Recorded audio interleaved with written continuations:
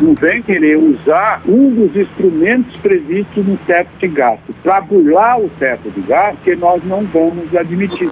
Mesmo a meta de resultado primário do ano que vem, ela é feita em função do teto de gasto. O dossiê montado pelo Ministério da Justiça contra adversários políticos do governo é demonstração cabal que o governo de Jair Bolsonaro tem que sair de 1964 e começar a governar em 2020. Esse é o Entretanto, o podcast que vai te ajudar a navegar entre o economês e o juridiquês. Eu sou a Laura Carvalho, professora de Economia da USP. E eu sou Renan Quinalha, professor de Direito da Unifesp.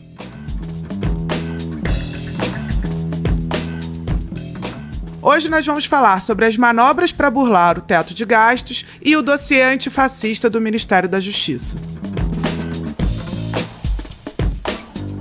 E aí, Renan, essa semana a gente completou no sábado 100 mil mortes reportadas, né, por Covid-19.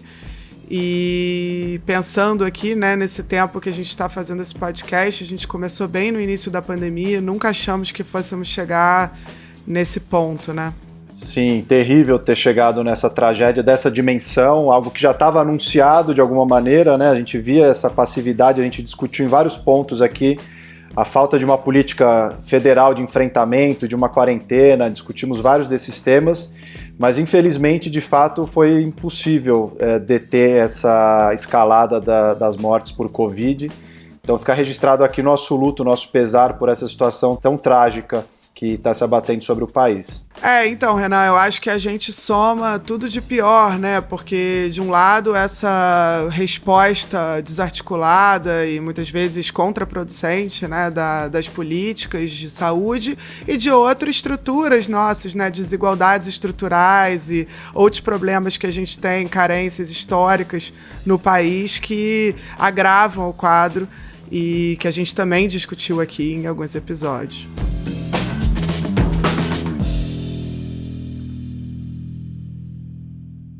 Como em todos os anos, o governo precisa enviar o orçamento para o próximo, né, agora 2021, até agosto para o Congresso Nacional.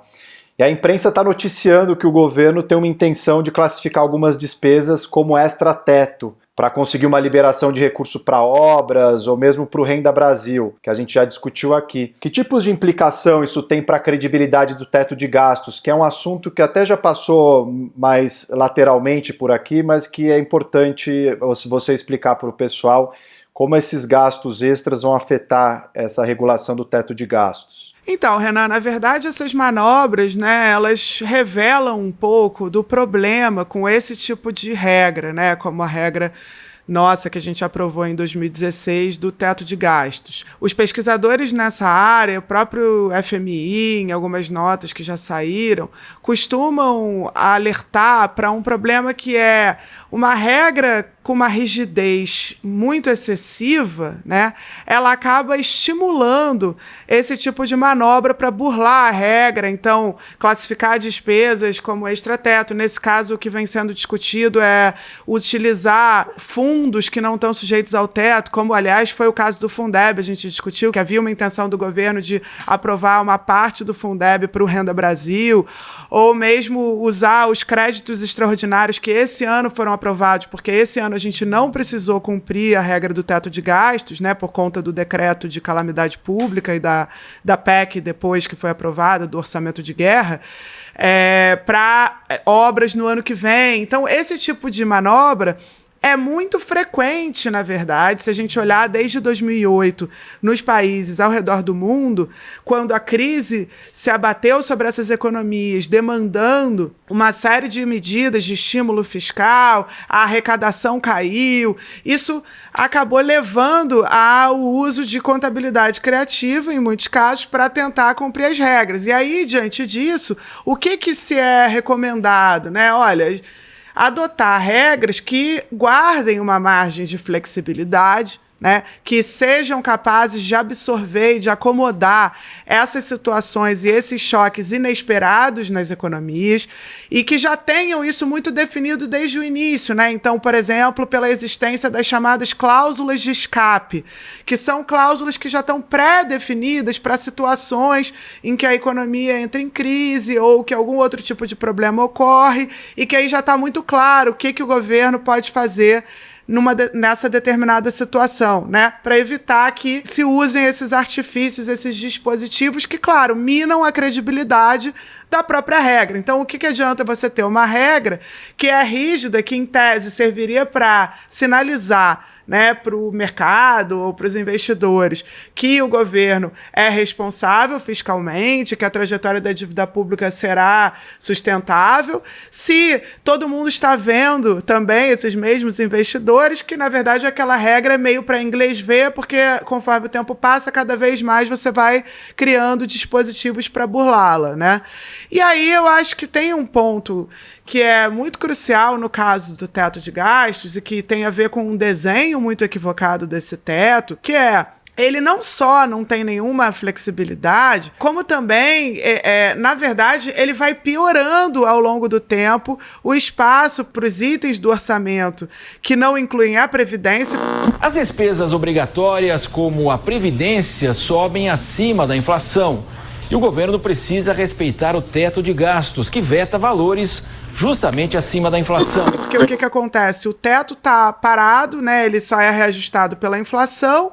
Ele já foi fixado nos gastos correntes do período em que ele foi implementado, em 2017. Então, não é que era um teto que ainda permitia um crescimento. E as despesas com a Previdência, com aposentadorias, elas continuarão crescendo acima da inflação, mesmo com a reforma. Isso é uma tendência que, aliás, não é só nossa, é uma tendência de todas as economias no mundo hoje, né? E o que acontece, então? O espaço para o resto, para as outras despesas, ele vai caindo. E aí, a cada ano é pior. Então, isso que a gente está vendo em 2021, na verdade, é, inclusive, o primeiro ano em que, claramente, você ficou sem espaço. A gente já até comentou num episódio anterior, até mesmo para despesas necessárias para manter o próprio funcionamento da máquina pública, para pagar as contas dos órgãos públicos, dos ministérios. Então, como fazer num cenário como esse para ter, por exemplo, um programa social um pouco mais amplo, que inclusive atende a uma necessidade que ainda é uma necessidade ainda maior no momento de crise, porque 2021 não será o fim dessa crise, né? Aliás, nem a pandemia nós temos certeza que acabará em 2021, que dirá os seus efeitos econômicos, né? Então, na prática, isso significa que a flexibilidade ela vai diminuindo, e aí você vai criando uma regra que vai ficando cada vez mais rígida ao longo do tempo, incentivando esse tipo de coisa. E aí a pergunta que vem é, bom, mas diante disso, então, será que é uma perda de credibilidade maior você fazer esse tipo de manobra ou você rever a regra e comunicar bem uma nova regra, ter algo, né, que é uma regra bem desenhada, que possa ser sustentada ao longo do tempo, porque muitas pessoas, inclusive, que foram a favor da regra, já consideravam que ela não poderia vigorar no médio prazo, né? E aí fica essa pergunta, então, por que fazer uma regra que você já sabe que não vai conseguir ser cumprida depois de alguns anos e ainda por cima colocar essa regra na Constituição por 10 ou 20 anos, né? Que é algo que exige, então, para modificá-la, 3/5 do Congresso, quer dizer, de fato é alguma coisa que nos colocou nessa armadilha nesse momento, né? Sim, fica parecendo um jeitinho brasileiro fiscal, né, de fazer mais arremedo do que assumir uma flexibilidade que possa ser de fato praticada do ponto de vista das contas públicas. Exatamente. E se o governo aumentar a carga tributária, como tem sido discutido agora, né, uma questão de reforma tributária que a gente até abordou num episódio anterior, você acha que é um caminho alternativo tem margem para essa carga tributária subir e financiar esses gastos? Então, aí é que tá, e com isso a gente chega num segundo problema do teto de gastos no atual desenho, né? Na verdade, seria sim possível a gente desenhar uma reforma tributária que, para além de redistribuir a carga, de tornar a carga mais justa, que aliás é algo que nem está sendo discutido em nenhuma das propostas, né? Nem as da Câmara e do Senado, nem a proposta do governo, que é ainda mais restrita, né? A um determinado aspecto aí do nosso sistema tributário. Mas, enfim, seria possível fazer essa redistribuição, simplificação e também arrecadar mais, né? Eliminando determinadas isenções, eliminando regimes especiais que a gente sabe que são distorsivos, né? E gerar um recurso suficiente. Isso já foi até simulado. Tem um pesquisador do IPEA, o Rodrigo Orair, que fez até algumas simulações sobre quanto você poderia arrecadar com determinadas mudanças, por exemplo, o aumento no imposto de renda para alíquotas, enfim, na alíquota que incide para rendas mais elevadas, né, para o topo da pirâmide, ao mesmo tempo eliminar a isenção para lucros e dividendos, outros tributos, até sobre patrimônio, o quanto você conseguiria arrecadar com isso. Na verdade, é bem mais do que o que você consegue, por exemplo, com o que o governo está propondo, que é remanejar recursos para o Renda Brasil de outros programas sociais existentes, né? E vamos lançar o Renda Brasil, que deve ser um valor mais alto que o Bolsa Família e focalizado justamente não só em quem vivia no Bolsa Família, mas também alguns milhões de invisíveis. Do tipo abono salarial, o benefício de prestação continuada. E o problema com essa proposta de remanejamento é que, além dela não oferecer recursos suficientes para expandir de forma mais generosa o atual Bolsa Família, né? Mesmo se a gente quiser ficar em algum lugar entre o Bolsa Família e o auxílio emergencial, ainda assim você não consegue com esse remanejamento e, além disso, você está tirando recursos do meio da pirâmide, né? De pessoas vulneráveis que ganham 1, 2 salários mínimos para dar para a base, ao invés de estar tirando do topo, que a gente sabe que no Brasil concentra uma parcela, né, muito mais elevada da renda, 1% tem mais do que 1/4 da renda nacional no Brasil, para dar para a base. Então, seria sim uma solução, só que aí o teto de gastos, ele também trava essa solução. E é isso que eu acho que não fica tão claro muitas vezes no debate. Quando a gente discute aumentar o tributo dos mais ricos como maneira de financiar esses gastos, na verdade, no atual regime, a gente não tem como fazer isso, porque o teto de gastos, ele se aplica ao total dos gastos. Ele não tem nenhuma relação com o que é a arrecadação, com o que são as receitas, com quanto a gente está arrecadando de impostos, com quanto a economia cresceu. Ele não tem relação com nenhuma variável macroeconômica. O teto está parado, ele é estático. A única variável que afeta o teto é a inflação. E daí, arrecadar mais com o imposto, na verdade, isso só serviria para melhorar a situação fiscal, mas não nos traria recursos adicionais para serem utilizados em uma expansão de um programa social, por exemplo.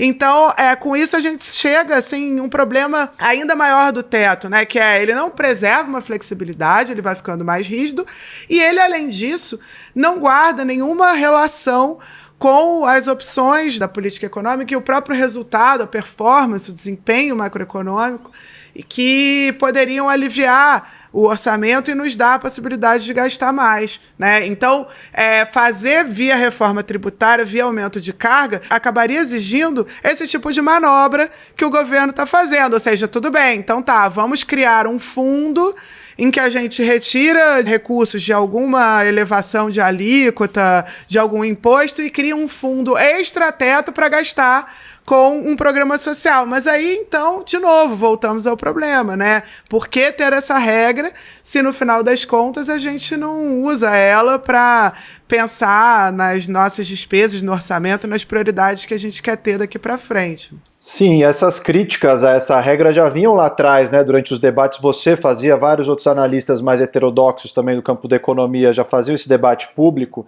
E agora parece que tem se somado uma série de outras vozes questionando mesmo a eficácia dessa regra, a possibilidade de cumpri-la, ainda mais nesse contexto. O que você acha que pode vir no lugar? Que outro tipo de regra seria interessante a gente adotar sobretudo olhando para as experiências internacionais e ver como outros países estão lidando com essa situação também? Então, essa é a grande pergunta, porque muitas vezes, né, a crítica nossa ao atual teto de gastos, ela acaba sendo usada numa espécie de espantalho para dizer, olha, ali sem o teto é a irresponsabilidade fiscal, significa não ter nenhum tipo de regra, e aí, claro que os investidores vão ser afugentados, né? Esse é o discurso que costuma aparecer, mas que na verdade está muito distante daquilo que vem sendo debatido, né? Desde o princípio, as críticas ao desenho da regra, elas nem são necessariamente uma crítica a ter algum tipo de teto de gastos.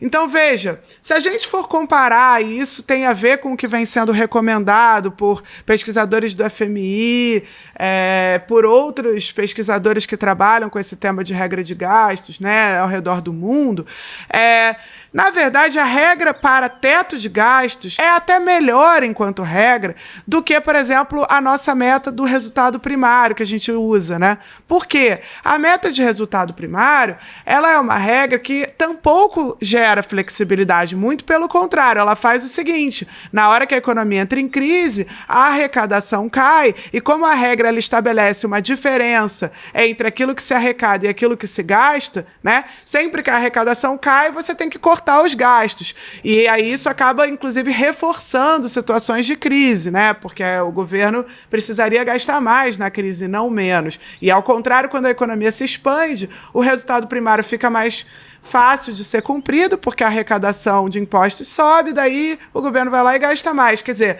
a regra anterior, ela também era ruim. Então, de nenhuma maneira, o debate sobre o atual desenho do teto de gastos significa um desejo de se voltar atrás para a regra de resultado primário, que, aliás, nem dá para dizer que é se voltar atrás, porque o que aconteceu é ainda pior no nosso caso. A gente acrescentou o teto de gastos, mas continuou com a regra de resultado primário. Isso cria um outro problema, que inclusive os pesquisadores do FMI apontam, que é esse de você ter regras que às vezes são conflitantes entre si, um sistema muito sofisticado, né, muito complexo. E aí os princípios básicos para um novo regime, eles têm de acomodar, então, esse objetivo da flexibilidade, né, de um lado, mas também a simplicidade do outro lado. E aí nem sempre é fácil. O que muitos países acabaram fazendo depois de 2008 foi criar um monte de cláusulas, né, para ir tornando a regra mais flexível, para conseguir acomodar situações de crise, outro tipo de situação, de catástrofe, por exemplo. Mas aí, do outro lado, isso foi gerando sistemas muito complexos, com regras cheias de dispositivos que não são fáceis de serem observadas, inclusive não dão transparência ao cumprimento da regra. Então, isso também é um problema, né? E aí, a recomendação, hoje, ela vai na seguinte direção: o de estabelecer um limite, sim, para o crescimento dos gastos, porque, nesse sentido, gastos são algo mais fáceis de observar e mais controláveis do que o lado das receitas, que são, né, são mais imprevisíveis, dependem muito do ciclo econômico, do que está acontecendo com a economia. Então, tudo bem manter a regra operacional, né, aquilo que vai nortear justamente a apresentação ao Congresso anualmente do orçamento, ser um limite para os gastos, ok, que é algo que a nossa regra atual faz, só que ao invés de fixar um limite que é um limite estático, né, que está parado, que só é reajustado pela inflação, a ideia é de fixar esse limite a partir do que se espera que seja a trajetória da relação entre dívida e PIB do governo ao longo dos anos, né? Então, se fixar, inclusive, um alvo para o quanto a gente quer que a razão dívida-PIB do governo seja daqui a 4, 5 anos, vamos dizer, né? Hoje a dívida pública subiu muito, né? A gente sabe que as projeções estão em torno de que 100% do PIB para a dívida em 2026, de acordo com as projeções da Instituição Fiscal Independente, e aí nós queremos que, de repente, daqui há 4, 5 anos, essa dívida esteja aí em, sei lá, 98% 98, 97, não sei, algo que signifique já uma tendência à estabilização. Você fixa esse norte, e aí quem fixaria esse norte? Né? O Ministério da Fazenda, como hoje é feito, né?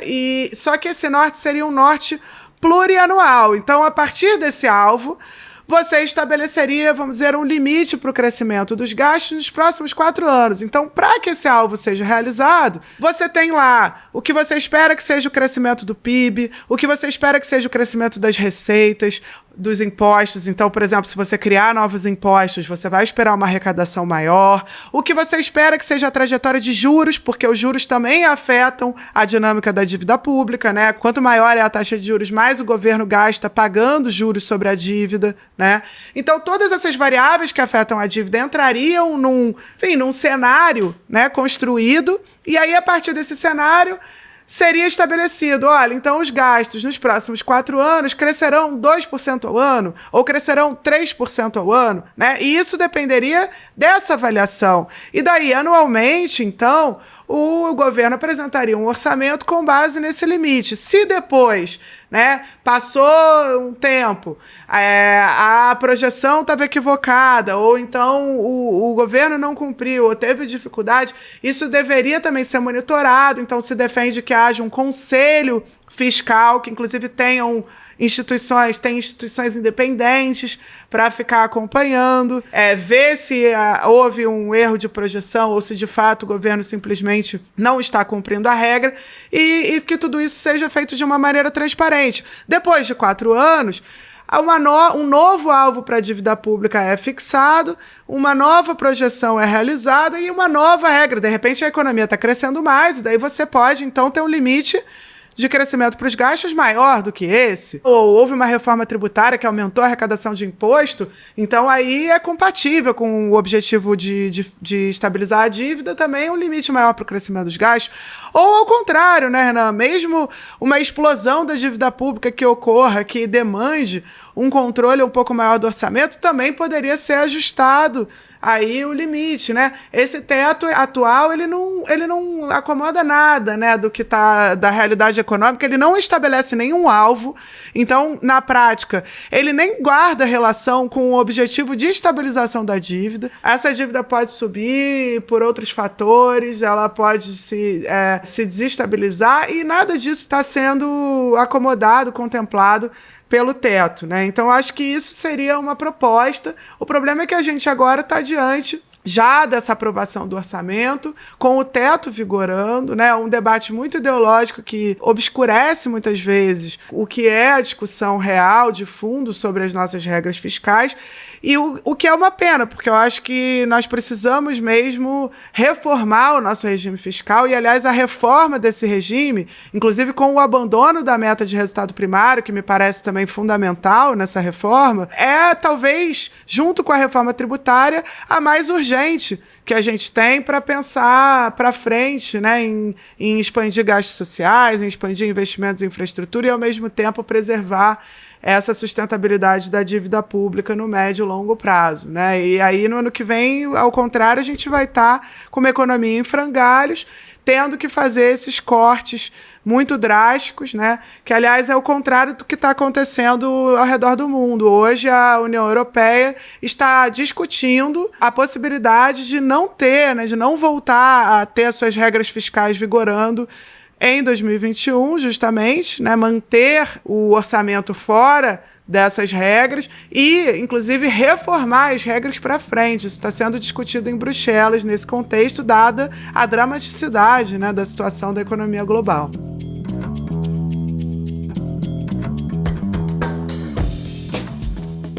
E no próximo bloco, vamos falar sobre o dossiê produzido pelo Ministério da Justiça perseguindo opositores do governo.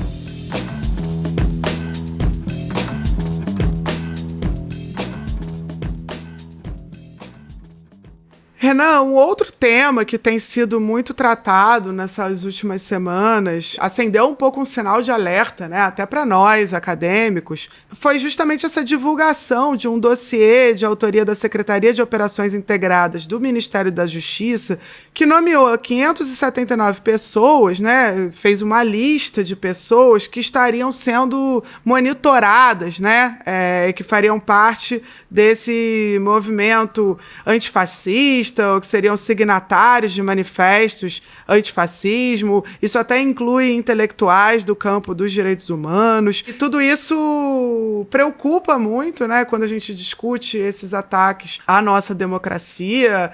Houve quem disse que se fôssemos uma democracia mesmo, isso por si só já teria levado à queda de um presidente. Vamos entender um pouco mais qual é a função dessa secretaria. É mesmo o papel do Ministério da Justiça produzir esse tipo de investigação? Pois é, Laura, isso deveria de fato gerar uma indignação muito maior do que tem gerado. A gente ainda vê que é muito setorizada essa reação e as críticas a esse tipo de descoberta, porque de um lado você vê aí um problema que é o Ministério da Justiça e Segurança Pública, ele não tem por finalidade assumir essas atividades de produção de dossiê sobre pessoas, sobretudo de opositores políticos, porque é disso que se trata.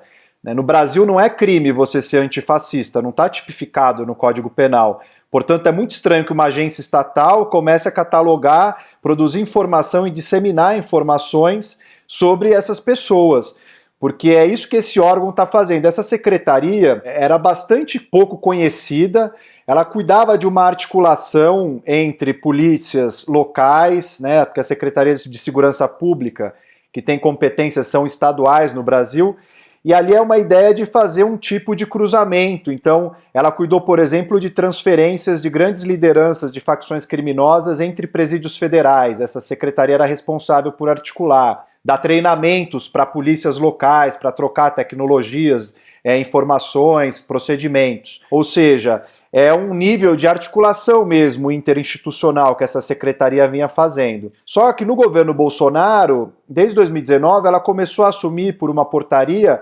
algumas tarefas de inteligência também. Inteligência é justamente um setor de produção de informações sensíveis, né, de compartilhamento e disseminação dessas informações para subsidiar tomadas de decisões de outros órgãos.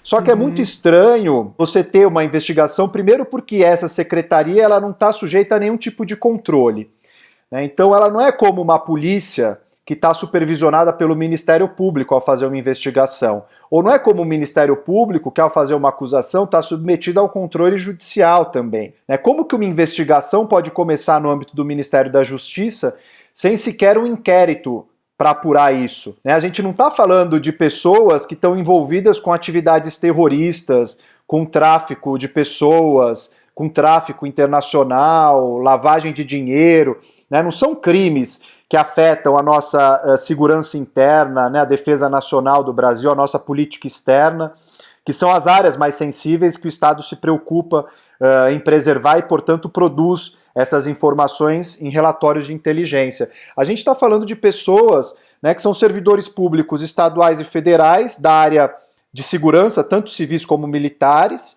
que assinaram manifestos antifascistas, e estamos falando de professores universitários, pesquisadores do campo dos direitos humanos, como Paulo Sérgio Pinheiro, como Luiz Eduardo Soares. Então não são pessoas que oferecem qualquer risco, né, não há nenhum elemento, indício que possa justificar um tipo de atuação de um órgão de inteligência.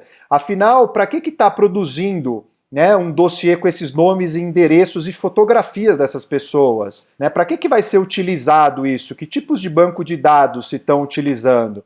Né? Como isso vai ser compartilhado? Vai ser depois na promoção? Porque a gente não tem esse controle depois.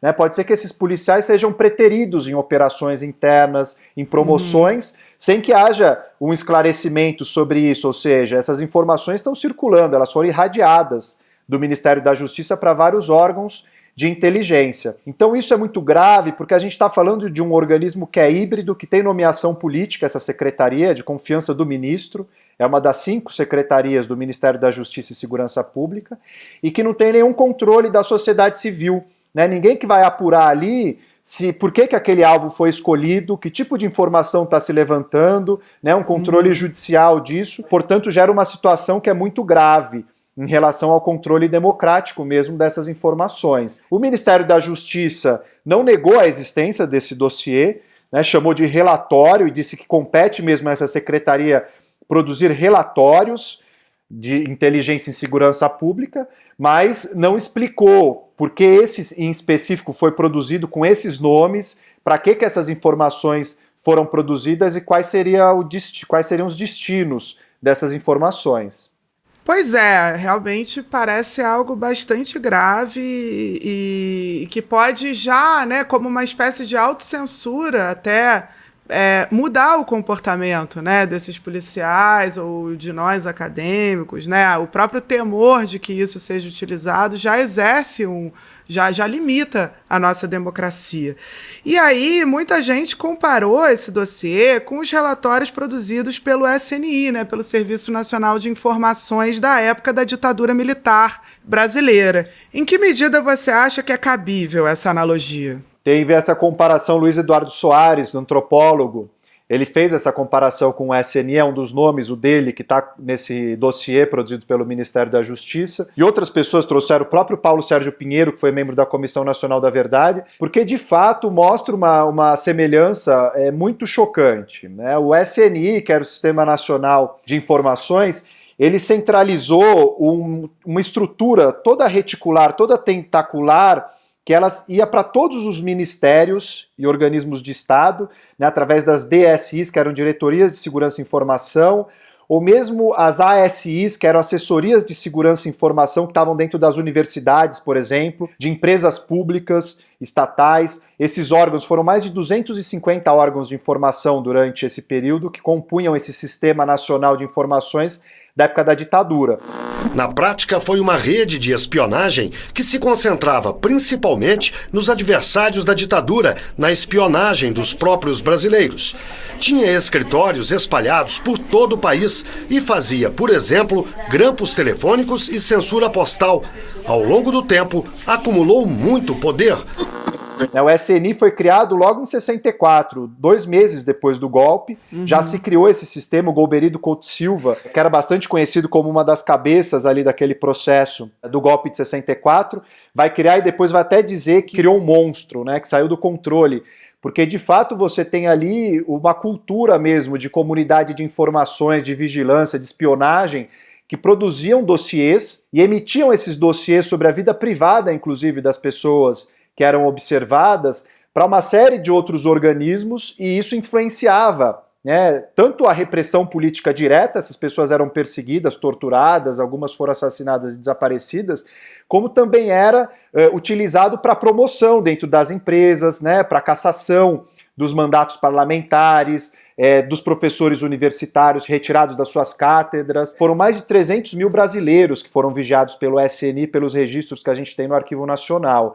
Então, acho que é uma preocupação que a gente precisa levar muito em conta, de que essas atividades de inteligência, elas correm na sombra, isso faz parte desse processo, né? A inteligência de um país não pode ficar também à tona, né? Ser uma coisa que todo mundo conheça, tem que ter procedimentos de sigilo e reserva em relação a essas informações, mas a gente não pode reproduzir esse tipo de situação como na ditadura, em que esses organismos de inteligência, no fundo, eles foram capturados, instrumentalizados pelo governo de plantão para perseguir opositores políticos. Porque é isso que a gente está vendo aqui, uma violação à liberdade de expressão, à liberdade de opinião, que fere a própria democracia. Não, gravíssimo, realmente. Como então, Renan, a gente tem que pensar em um sistema de inteligência, né, que não fira a democracia, que esteja de acordo com a Constituição de 1988 e que preserve as liberdades de expressão, de opinião dos brasileiros, né? Será que um sistema de inteligência ele pode ser democrático? Como torná-lo democrático? Como sujeitá-lo ao controle da sociedade? Sim, essa é uma questão com a qual todas as democracias contemporâneas têm que lidar, ainda mais o Brasil, que teve um histórico tão recente, né, da ditadura em relação, por exemplo, ao SNI, que só foi extinto no governo do Collor. né? Ou seja, demorou ainda algum tempo depois do fim da ditadura para se extinguir o SNI, e a gente só teve a criação da ABIN, de uma agência brasileira de inteligência, no governo Fernando Henrique Cardoso. Então a gente não discutiu ainda profundamente esse tema.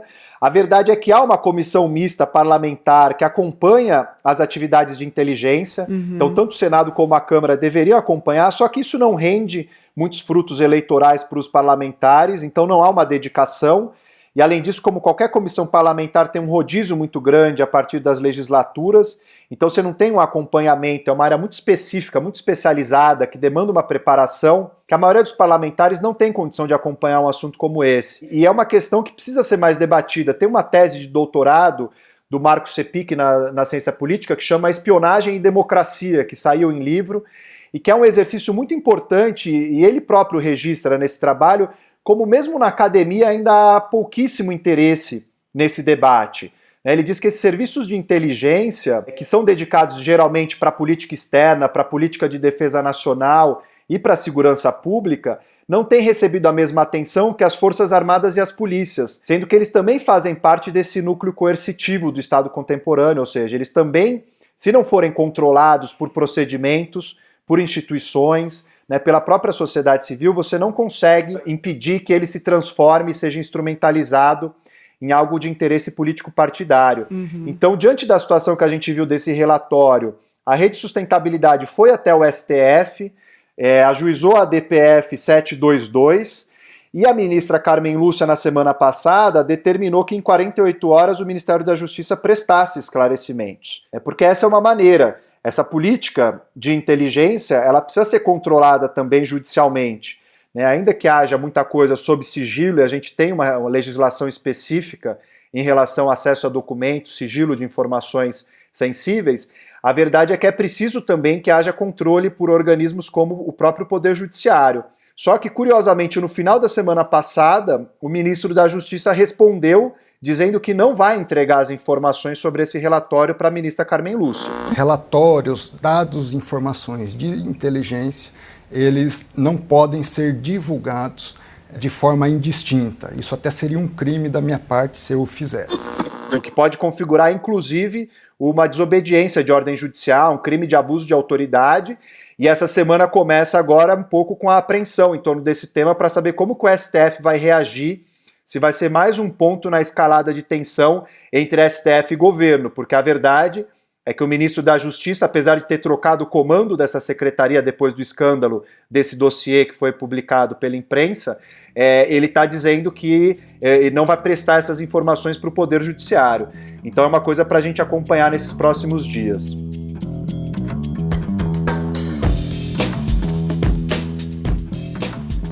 E aí, Laura, o que você viu aí de questões que chegaram pelo nosso e-mail, entretantopodcast@gmail.com? Então, Renan, a gente recebeu algumas perguntas essa semana, outras sugestões de episódio, mas eu escolhi responder aqui a pergunta da Carla S.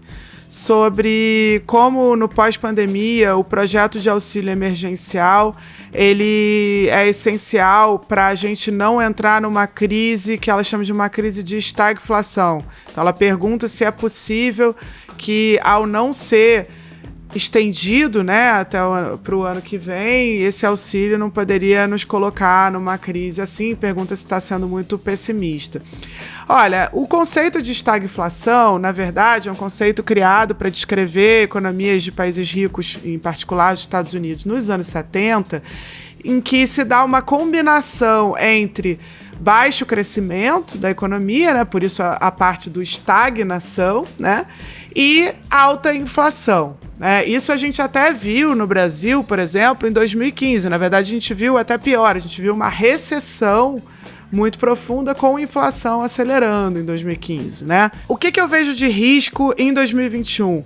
De uma crise muito grave, prolongada e de um processo de estagnação. Na verdade, a gente já tinha uma estagnação desde 2015. Esse choque nos colocou em uma recessão e a tendência, considerando a insuficiência das respostas dadas, é que a gente caminhe mesmo para uma estagnação a um nível de renda ainda mais baixo baixo do que o que a gente tinha. E isso, sem dúvida, seria agravado se a gente não tiver nenhum tipo de rede de proteção social desenvolvido para essas famílias, porque a desigualdade ela funciona assim como uma âncora, né? Quanto mais pessoas vulneráveis, desempregados, com renda volátil, mais difícil é a nossa recuperação.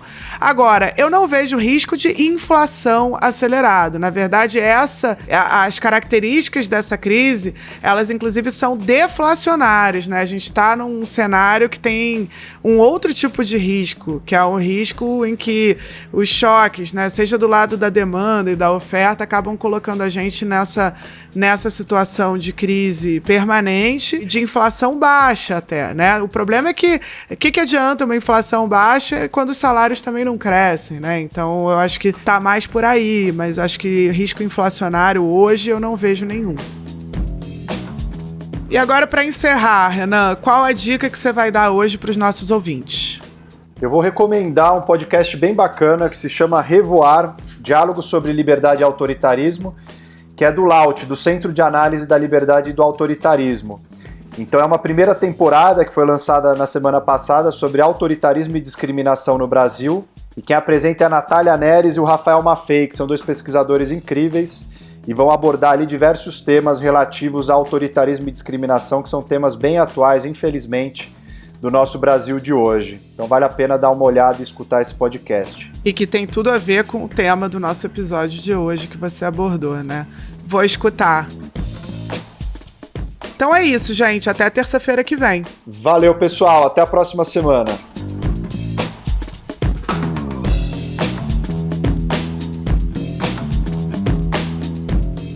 O Entretanto é uma produção da Mira Filmes, com direção do Bruno Orovics, edição da Júlia Leite e do Bruno Orovics e produção do Gustavo Rosa de Moura e da Marina Persson. Para falar com a gente, mande um e-mail para entretantopodcast@gmail.com ou use a hashtag Entretanto nas redes sociais.